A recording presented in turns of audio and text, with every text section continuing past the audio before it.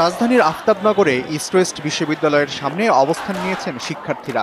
বিভিন্ন প্ল্যাকার্ড হাতে স্লোগান দিচ্ছেন তারা।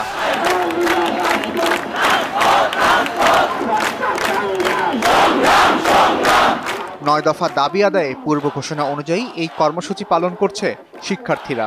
আমার গায়ে রাবার বুলেট লেগেছিল, আমার ভাই টিএসএল পড়েছিল।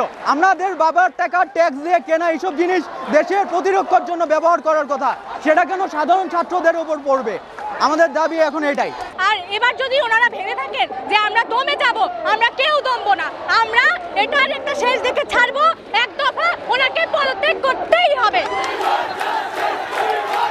শনিবার সকাল 10টা থেকেই বিশ্ববিদ্যালয়ের সামনে শিক্ষার্থীরা জড়ো হতে শুরু করেন।